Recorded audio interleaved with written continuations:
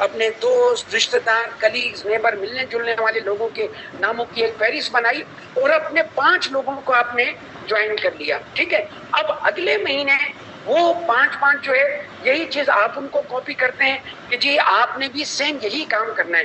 کیونکہ دیکھیں یاد رکھیے گا، نیٹ ورک مارکیٹنگ یا ڈائریکٹ سیل انڈسٹری یہ کاپی پیسٹ کا کام ہے، سمپل کاپی پیسٹ کا کام ہے. جو آپ نے سیکھا وہ آپ نے اپنی ٹیموں کو کاپی کرنا ہوتا ہے. ٹھیک ہے. اور آپ کی ٹیم آپ کو کاپی کر کے آگے کاپی کر رہے ہوتے ہیں تو خود بخود اس طرح ایک معاملہ چل پڑتا ہے. تو جب یہ کام ہو جاتا ہے تو ٹھیک تیسرے مہینے میں 100% نہیں 1000%، 21% تک پہنچ چکے ہوتے ہیں. اور یہ وہ 21% ہوتی ہے کہ جس کے لیے آپ کو بعد میں یہ پریشان ہونے کی ضرورت نہیں ہوتی کہ پتہ نہیں میرے 10,000 پوائنٹ ہوں گے بھی یا نہیں ہوں گے. ان کو اگر آپ چاہیں تو اسکرین شاٹ لے لیں اور ان کے جب یہ گنیں گے نا آپ تو آپ کو خود اندازہ ہو جائے گا کہ 3 مہینے میں آپ کی ٹیم کہاں پر پہنچتی ہے. اگر سادہ الفاظ سے بھی دیکھیں تو پہلے مہینے میں 5 افراد آپ کی ٹیم کا حصہ بنے، اگلے مہینے میں 5 لوگوں کو لے کر آئے، 25 لوگوں کی ٹیم بن گئی. اور یہی کام جب تیسرے لیول پر ڈپلیکیٹ ہوتا ہے تو 125 افراد کی ٹیم آپ کی بن چکی ہوتی ہے. ان میں سے ہر شخص، اچھا یہ ان لوگوں کی بات ہو رہی ہے، ذہن میں رکھیے گا، چاہ رہے ہیں اپنا بڑے بڑے ٹائٹل لینا چاہ رہے ہیں جو آپ کی طرح کے لوگ ہیں، یہ ان کی بات ہو رہی ہے. ورنہ وہ جو آتے ہیں نا سمپل سیلر ٹائپ کے لوگ یا بائر ٹائپ کے لوگ یا کسٹمر ٹائپ کے لوگ، یہ ان میں شامل نہیں ہے، وہ تو آپ کا ویسے ہی بونس ہے. تو 125 افراد جو ہیں جو اپنی ارننگ کے لیے 100 پوائنٹ کریں گے تو اندازہ کر لیں کہ آپ کے کتنے پوائنٹ ہو گئے. 100 کو ضرب دیں 125 سے، پتہ نہیں کدھر آپ کے پوائنٹ گئے. اور الحمدللہ آپ کی ارننگ جو ہے وہ بڑی زبردست قسم کی ایک ارننگ بنے گی اور بہت زیادہ اسٹیبل حالت میں آپ آ جاتے ہیں. تو لہٰذا اب ہمیں سب کو یہی کرنا چاہیے کہ ہم سب مل کر پروسپیکٹنگ کریں.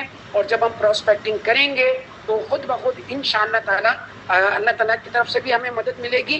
اور یہاں پر میں پروسپیکٹنگ کے حوالے سے اور ٹیم بلڈنگ کے حوالے سے ایک چیز اور بھی آپ کے ساتھ شیئر کروں. اکثر یہ بات آتی ہے کہ نہیں بھائی ٹیم بنانا بڑا مشکل ہے، ٹیم بڑی بک بک جھک جھک کرتی ہے. دیکھیں جتنی زیادہ بک بک جھک جھک ہوتی ہے نا اتنی ہی زیادہ ارننگ ہوتی ہے. جتنی بھی ہمارے اورiflame میں موٹی مرغیاں ہیں نا، ذرا ان کی لائف کو دیکھیے گا کہ وہ بیچاری خود جب اپنا سنائیں گی تو بیچاری پریشان ہو جاتی ہیں رات کو 2 3 3 بجے تک.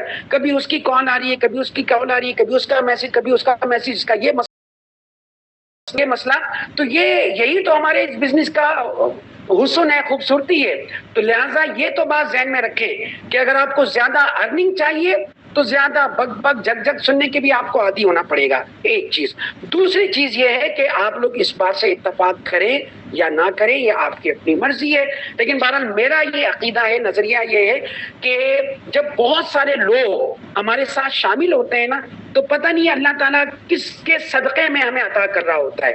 ایک بندہ آپ کے نیٹ ورک میں مثال کے طور پر 17ویں 18ویں لیول پر آیا، ابھی نیچے ہے، اور اللہ تعالیٰ اس کو پش دینا چاہ رہا ہو، وہ اوپر آئے گا، اس کے پش کی وجہ سے پتہ چلا آپ بھی بہت اوپر پہنچ جاتے ہیں. تو یہ بات واصف علی واصف رحمۃ اللہ تعالیٰ علیہ وہ کہتے تھے کہ ہماری جو تقدیر جیسے ہتھیلی پر لکھی ہوئی ہوتی ہے نا، تو وہ کہتے تھے کہ ہماری جو تقدیر ہے وہ ہماری ہتھیلی پر آدھی لکھی ہوتی ہے.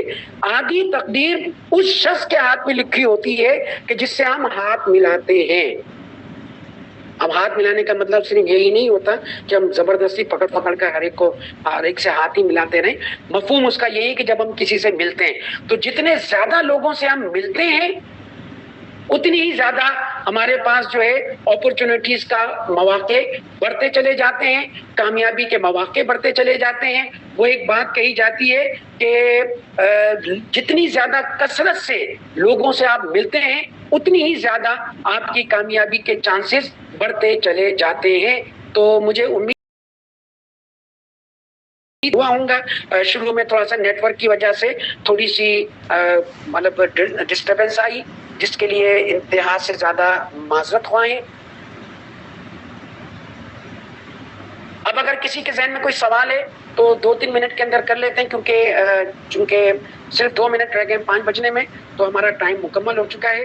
لیکن اگر کوئی سوال کرنا چاہے تو ٹیکسٹ کی شکل میں کر سکتا ہے.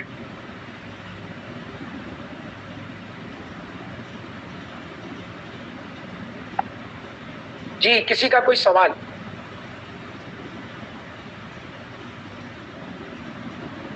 اچھا، سوال نہ ہونے کے دو ہی وجوہات ہوتی ہیں. ایک وجہ یہ ہوتی ہے کہ سب کچھ سمجھ میں آ گیا، اور ایک وجہ یہ ہوتی ہے کہ کچھ بھی سمجھ میں نہیں آیا.